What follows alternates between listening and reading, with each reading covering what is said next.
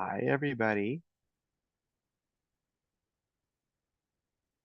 Just waiting to see if can you hear me in Zoom, hun? Test, test, test.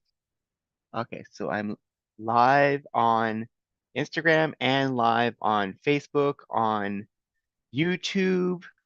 So hi, everybody. Um, so Jean-Luc is here with me right now. He's feeling much better. We want to thank everybody for all the support for the last week. I'm actually here on today. So if you have any questions as I'm doing this live, please ask. I'll try to catch any questions that everybody has.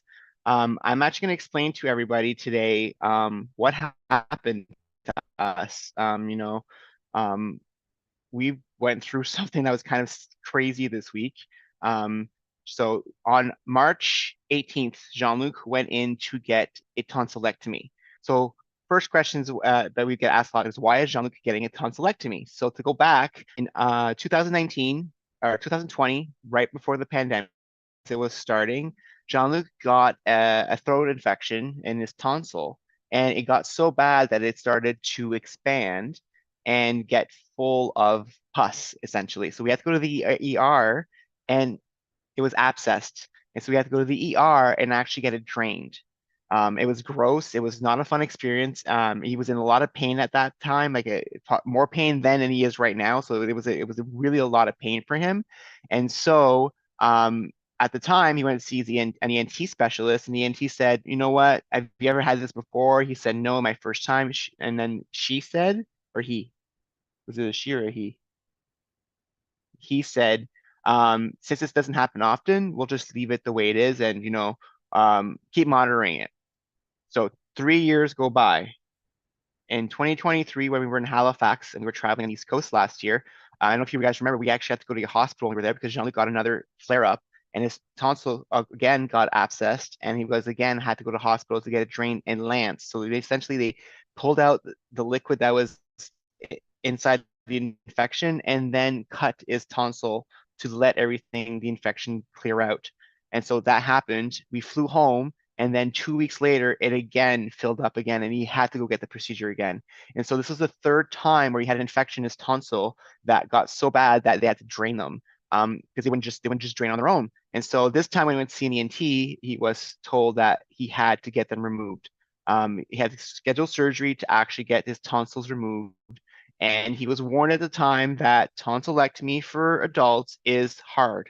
It's not an easy surgery. It's very tough to go through. It's actually a lot easier for children.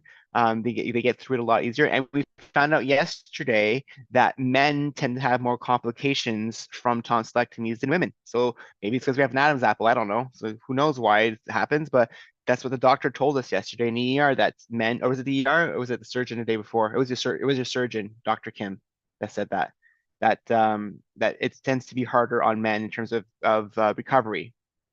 Was it the doctor, right? Yeah. So anyways, so Jean got his surgery on March 18th to get his tonsil removed. The surgery went pretty well. When he came out of it, though, he was in the recovery room. And what ended up happening is that while he was in the recovery room, he his oxygen wasn't going up enough. So they were worried because his oxygen wasn't going up. So then the nurse said, well, maybe we just need to get him moving around because, he's been, sitting down for a long time. Maybe that's why his levels aren't going up. So they, get him up, go on a walk. And as he's hearing this, I can see that he's starting to worry. My husband, Jean-Luc, has a fear of illnesses. He's a hypochondriac. So if you tell him something might be wrong, or you hint, or even if there's somehow someone's walking by him fast, and he might think, oh, there's something wrong. If anything could present itself as a possibility that there's something wrong with him, he will believe there's something wrong with him. And so he catastrophizes what he goes through at the hospital. So the fact of hearing that his oxygen is going up already is starting to trigger in him that, oh, there's something wrong with me. There's something wrong, that they're going to find something wrong. So as we're walking, we're walking calmly, we're good. We sit him down, and when we sit him down after his walk, they start taking his blood pressure. And it had gone up a lot since the previous reading. It had gone up like through roof. It was now beeping constantly. He was in the 140 beats per minute, and he wasn't even walking. He was just sitting down. His blood pressure was through the roof, and his oxygen was fine now. But everything, all the numbers everywhere else was so high that they were worried for him still. So then they had an ECG person come in to check to make sure that it wasn't some a problem with his heart. The anesthesiologist came in and then talked to him and said, as the anesthesiologist came in, literally his heart rate was at 139 on the machine. The anesthesiologist said, "You're fine, you're going home." It went down to 90. His heart rate went down at like 40 beats per minute in a matter of seconds because the doctor told him he was fine, he was going home. So right there is like proof again that I know him. I know that he that's the way he does in hospital. So that was the surgery. We went home. Things went well for the first week. He was sore. He took his medication. So Jean-Luc is on a lot of meds right now. So it started out, it's every 3 hours he has to take a different medication. So a lot of people are asking like, why isn't he sleeping? Why isn't he getting rest? Because he has to be up every 3 hours to take different meds to ensure that he doesn't have pain. If he falls asleep and doesn't take his meds and he wakes up, you will be in excruciating pain because it's how much bad it is. So you can't miss your medication when you actually have a tonsil surgery. So every 3 hours, you have to take Tylenol, then Advil, Tylenol, then Advil. Plus, he was also prescribed morphine. He hated taking it, so he's not addicted to morphine. Everybody, we have proof. He hates it. It caused him to have hallucinations. He was having nightmares. He did not enjoy it at all. So that was week one. Did you want to say something? Okay. Did I miss anything so far? Okay. So then that's the end of week one. So there comes Sunday.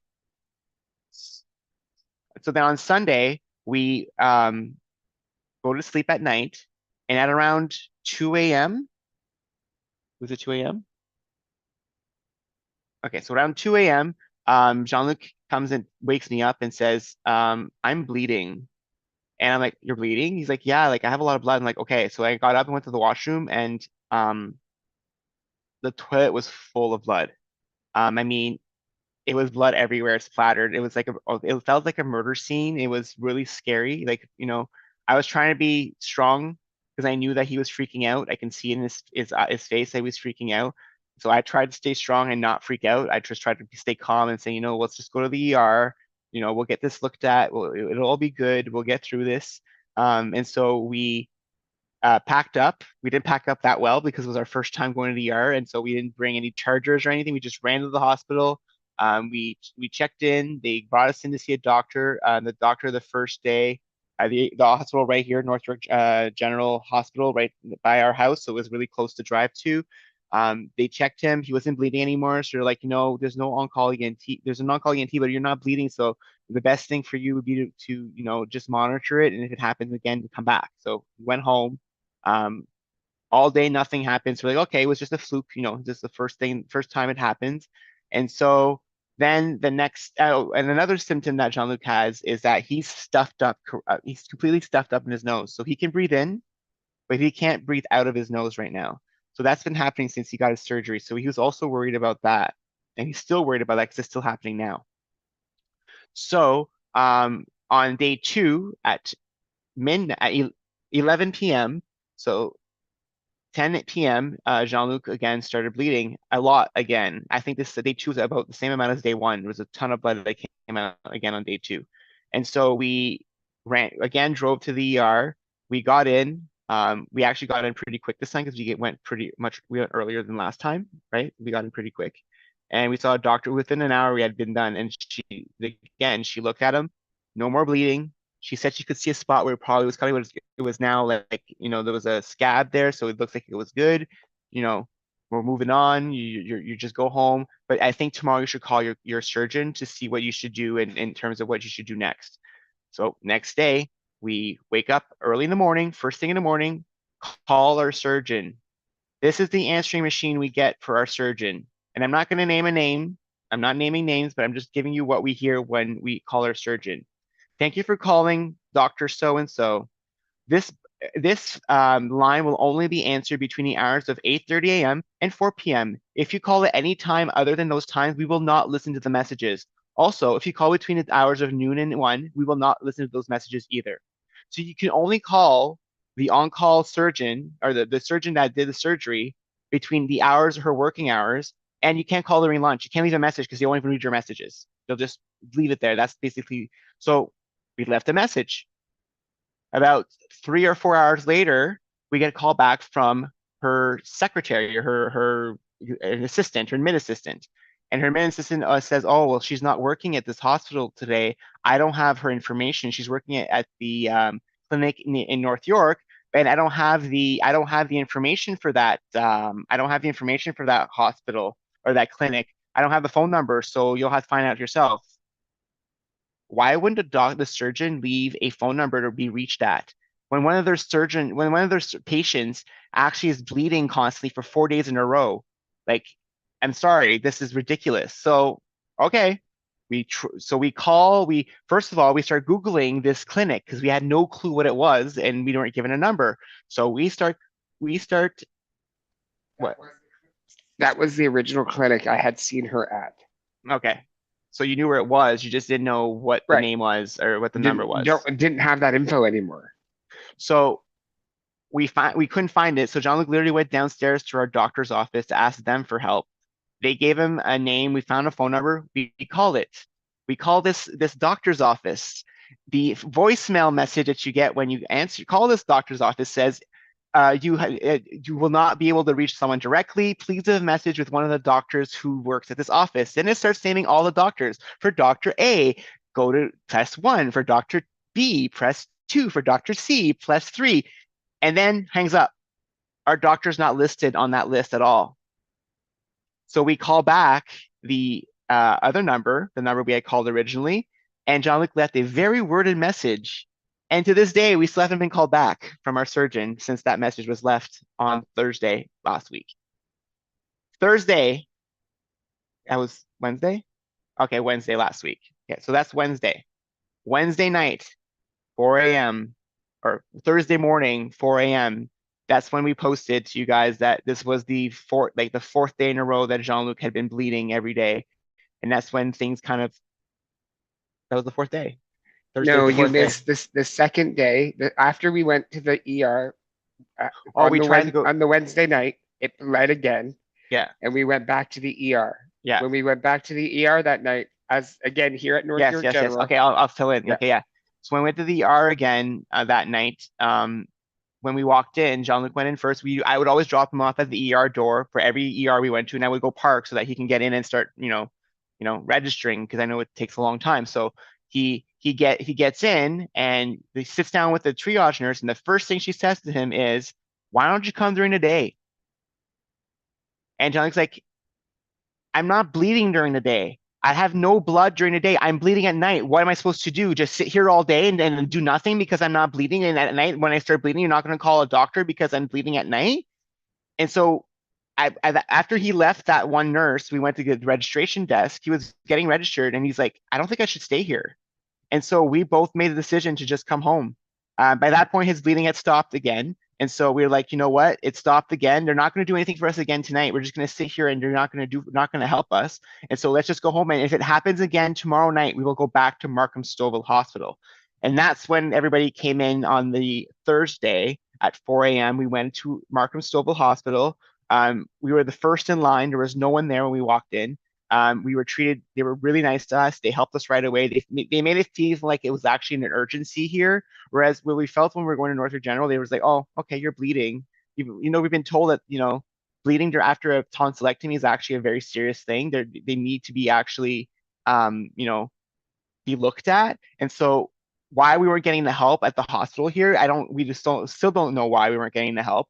And so when we ended up going to Markham Stouffville, we were brought into the back. They checked his vitals. They took blood sample for him. We were put in a room on two chairs, like in the corner, while the two other people were sitting in nice chairs in the corner. So we're sitting there for a bit, and then they all left, and we got the room all by ourselves. We started playing our games. We were prepared for this trip. We had our iPads. I'll say this, one of the saving graces about going to the doctors nowadays is having distractions with iPads. Jean-Luc had his shows on, so he was watching his shows that he had downloaded. I was on my games, playing my games. So as long as I know we were there a lot. I think we were there at least a good 48 hours cumulatively this week, and in doctors' places. And it doesn't feel like it was that long because we had all the extra technology to help us along. So after we saw the first doctor, they said, "Okay, we're admitting him." We saw the surgeon came down, the ENT on call, the ENT on call surgeon came down, spoke to Jean-Luc, Dr. Kim. She was so nice. She was one of the nicest doctors. She tried to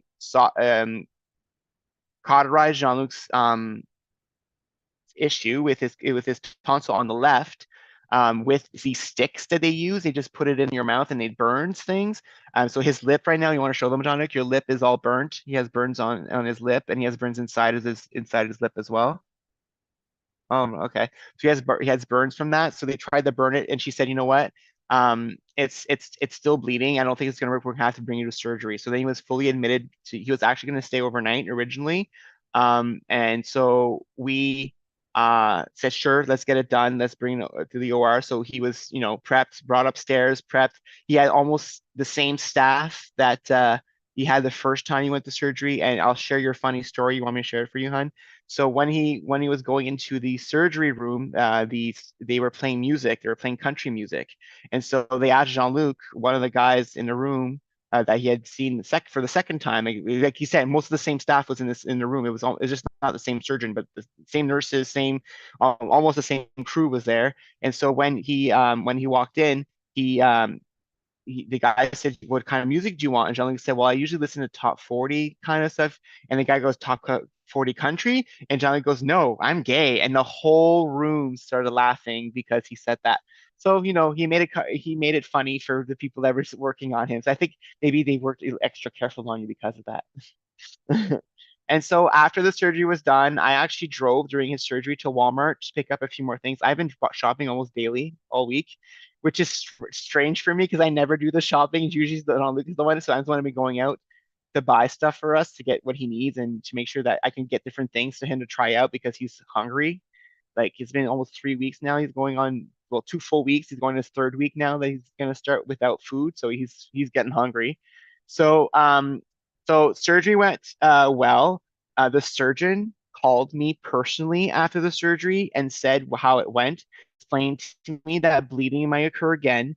It might be, it's could happen again if he bleeds, but she fixed the issues on both sides. So he was bleeding from both sides of his tonsils. So they fixed that, they cauterized it. She said he could still bleed again. They keep monitoring, but then to come back if it starts bleeding a lot. Then we were in the he was admitted to a room. We sat there and they told us, like, when you guys are ready to go, let us know. And a lot of people have been on me saying, why don't they keep them? Why isn't Jean-Luc staying? Why aren't you guys just making them stay there? Because Jean-Luc can't sleep at a hospital. He's scared of hospitals, of doctors. He hears a noise, like if there's beeping machines, he thinks it's his machine. It's like he's dying. Like that's I'm not joking, hun. Like you have to back me up on this.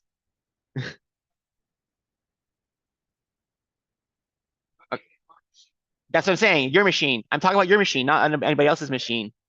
If he's on a machine at night and he's monitored and the machine beeps in a certain different way, his blood pressure starts going up because he's afraid that that beep means something. So like he's terrified of being in a hospital. And I have proof of that because I just took my blood pressure like 15 minutes ago, and it was 117. My goodness, where is it? I have it right here. My blood pressure just a couple minutes ago was 117 over 77. So I don't have blood pressure issues. But at the hospital, it was 140 over 117 at one point because of his stress from being at the hospital. So you also so the sorry, I forgot what I was talking about when you just as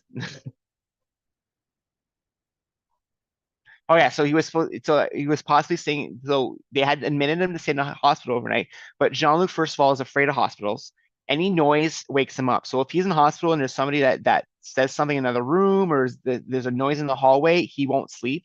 He can't sleep with any light in the room. So if there's any light, he won't sleep. So keeping him at the hospital as much as he would get treatment right away when it bled, it's just that he wouldn't get the rest he needed to recuperate as well. So we had to decide what was the preferable for him, not for me or not for anyone else. I was always asking him, like, do you want to stay?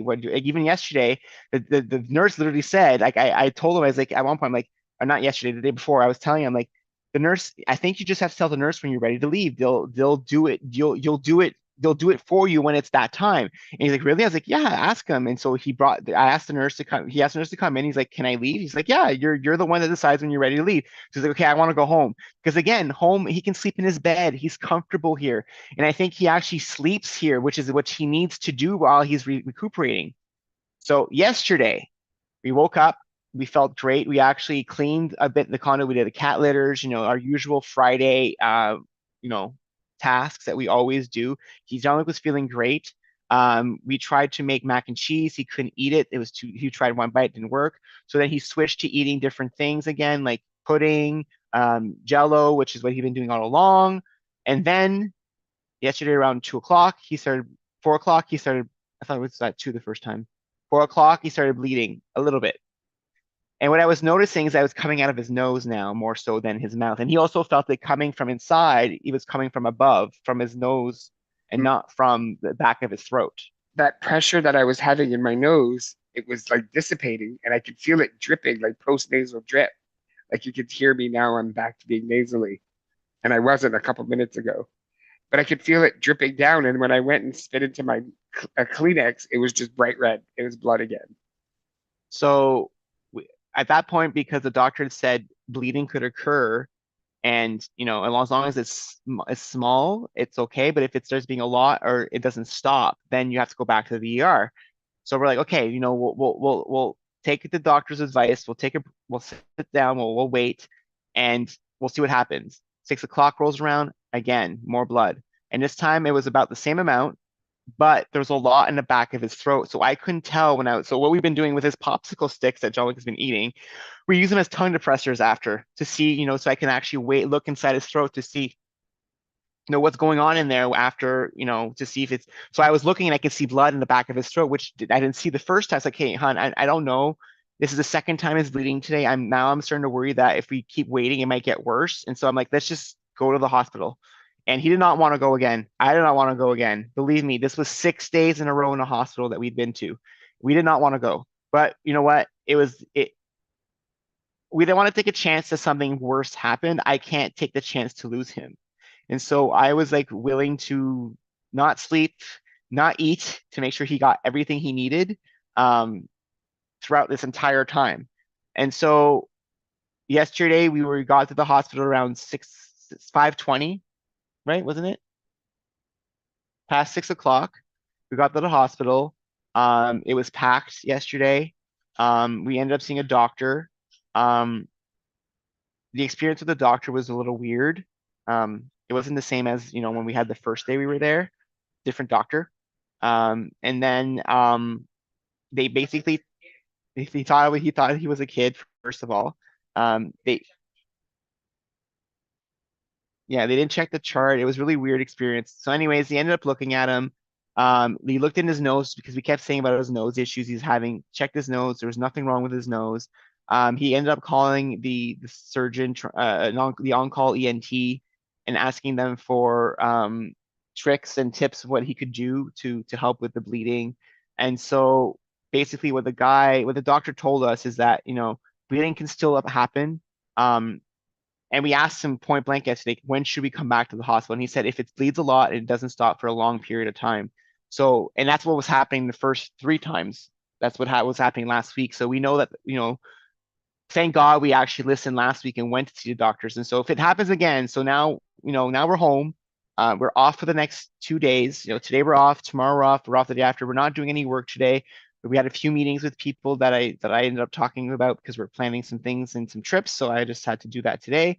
But you know, we're doing good. Um, I got to sleep last night. We both got to sleep enough to get through today. Um, he's doing okay. He's taking his meds. He's on antibiotics now as well to help to see if that's going to help with any infection possibilities that are happening. He's on Ensure as well now, so we got him some Ensure, and that's basically the whole thing we've been through so far. And it's not over. He's going to have a few more weeks of recovery. Um, the only upside is that you know he's lost weight. If you want to look at an upside, he lost about 10 pounds already from his. He doesn't recommend the diet for anyone. but he's lost about 10 pounds from doing this because he can't eat solid foods. And I've lost weight by consequence because I'm also eating less because I'm trying not to, eat too much in front of him. He's still making my meals for me. He still wants to cook for me. I took for the first little few days, and then he's like, I like doing it for you. So what am I going to do? Argue? I like his cooking. He made me some amazing dinners. He made me an amazing grilled cheese for lunch today. And so yeah, so I just wanted to fill everybody out on what's been happening to make sure everyone understands. If you guys want more updates, you want more of what's going on, just join our Facebook group. Just look for Hello Step with Jean-Luc and Nick. You'll find us on Facebook. We share a lot more there because I didn't want to bombard everyone. It was hard to. There's so many people, and thank you everyone for all the advice, the love, the personal messages. Some of you even reached out to send us some mail. You can actually get our mailing address. So if some of you want our mailing address, it's actually on our website, jeanlucandnick.com. If you actually get to become a member of our site, there's a contact us menu option, and our mailing address is on there. So if anybody, some people were asking about sending Jean-Luc some get well cards. So if you want to do that, he loves mail. You guys know that. So if you guys want to send some get well cards, there's our mailing address is available for you there. What? Spelled both ways. Yeah, he likes mail and mail. Male and Mail. And so that's if you guys want to do that, that's there too. And again, thanks for all the support. Thanks for all the messages. We won't lie, having everybody in the Facebook group during that time really helped us.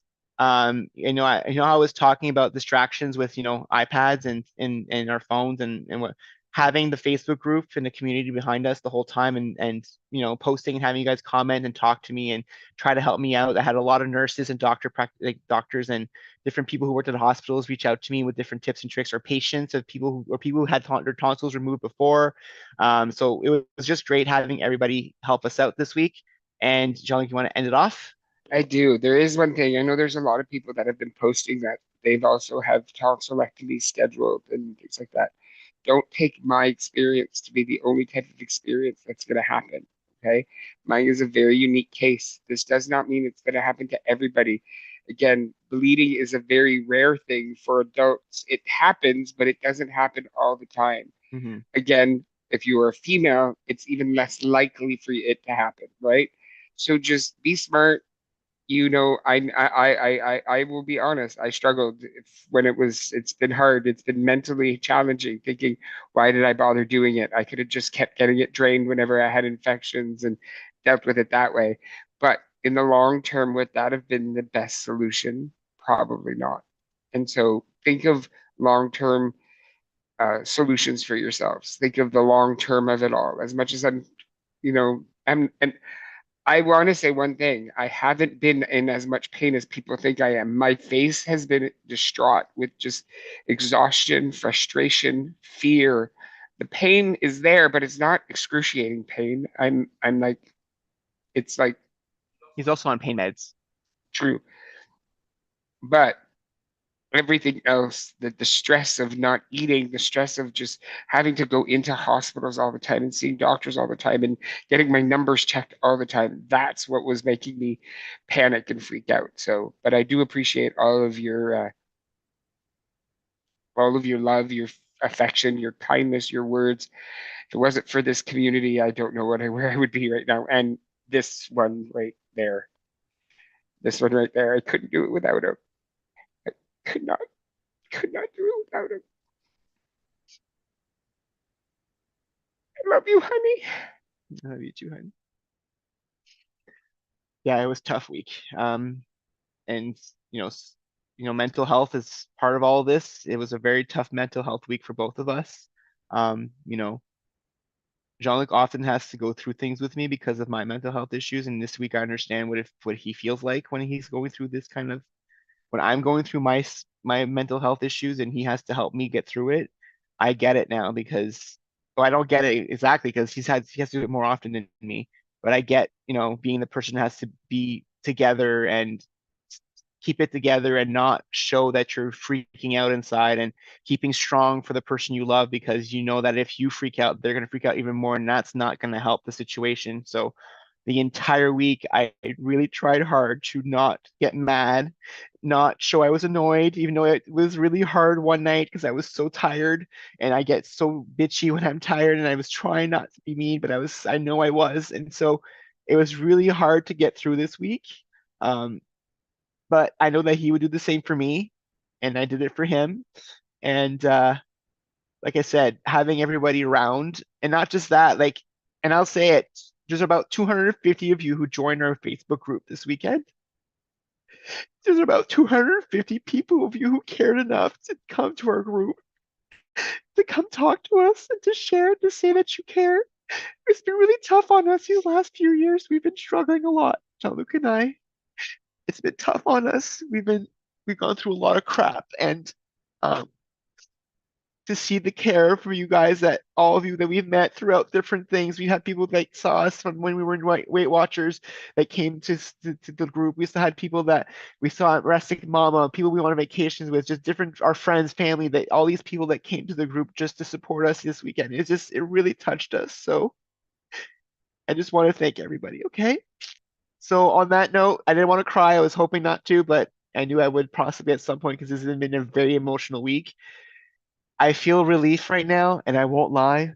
I am a little partaking in stuff for my mental health right now. So, as we've been honest in the last little while, yes, Nick is taking some herbal remedies right now because I need it. I need it right now because I need to de-stress, and my brain needs to, and not him. Before before anyone says anything, I am not. I'm not. I'm letting you all know I am not. I'm not. And then our nails are done because Jean-Luc did our nails yesterday. So on that note, thanks everybody for joining us for this quick chat. I just wanted to give you guys a full update on what's going on. If anybody asks, what happened, just send them this video. It'll be on YouTube, and you guys can fill in people what happened. Um, Tonsil Tales with Jean-Luc and Nick. that's what the name of this chat is. So have a good day, everybody. Thanks for joining us. Thanks Thanks again again. for all the love.